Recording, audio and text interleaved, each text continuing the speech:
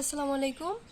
প্রিয় এইচএসসি 2022 সালের শিক্ষার্থীবৃন্দ, তোমাদের অর্থনীতির দ্বিতীয় পত্রের এমসিকিউ সলিউশন চলে এসেছে ঢাকা বোর্ডের। আমার কাছে রয়েছে খ সেট। 1. বাংলাদেশের শিল্পজাত পণ্য রপ্তানির একক বৃহত্তম খাত কোনটি? ঘ. তৈরি পোশাক। 2. স্পর্শকাতরতা ও সংবেদনশীলতা বিবেচনায় নিম্নের কোন শিল্প শুধুমাত্র সরকারি বিনিয়োগের জন্য নির্ধারিত? খ. সংরক্ষিত শিল্প। 3. আমদানি বিকল্প শিল্পায়নের মাধ্যমে গ. আমদানি ব্যয় কমে আসে। 4. উদ্দীপকে বর্ণিত উন্নয়ন কৌশল কি নামে পরিচিত? পিপিপি।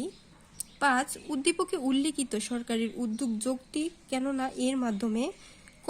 1 ও 2 হবে।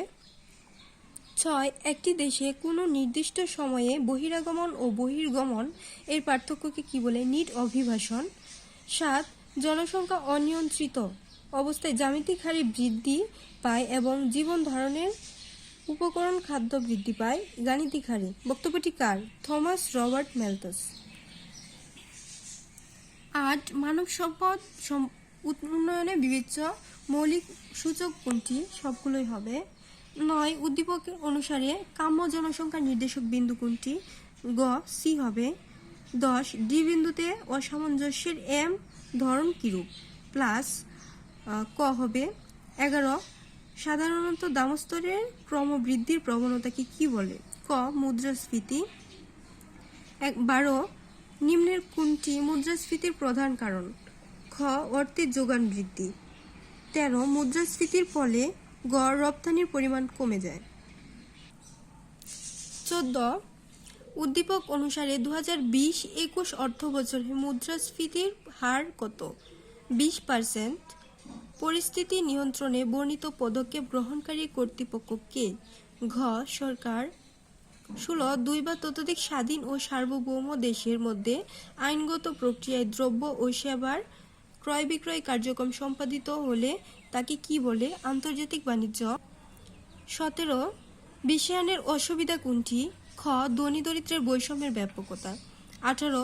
বৈদেশিক সাহায্য অর্থবহ হয় যখন তা ঘ. প্রয়োজনীয় ক্ষেত্রে সর্বাধিক সচেতনতার সহিত ব্যবহৃত হয়।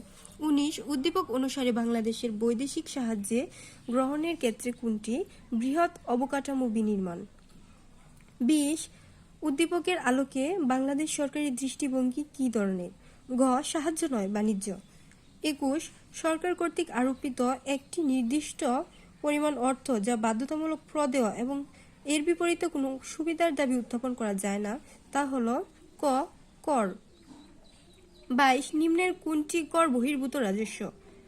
রাষ্ট্রীয় প্রতিষ্ঠানের বাণিজ্যিক আয়। 23.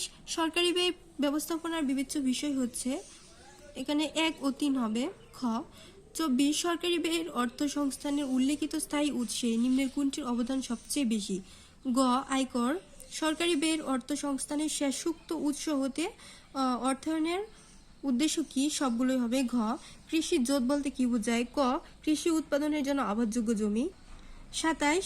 জীবন নির্বাহী খামারের ক্ষেত্রে কোনটি লক্ষণীয়? খ. পারিবারিক ভোগে একমাত্র উদ্দেশ্য। 28. কৃষিপণ্য বিপণনের সঙ্গে সংশ্লিষ্ট কার্যক্রম হচ্ছে। সবগুলোই হবে। 29. নিম্নের কোনটি উল্লেখিত ঋণ ব্যবস্থার সবচেয়ে বড় উৎস? ক. এনজিও। 30. বর্ণিত কর্তৃপক্ষ সমূহের নিরবিচ্ছিন্ন উদ্যোগের ফলে ক. খাদ্য নিরাপত্তা নিশ্চিত হবে।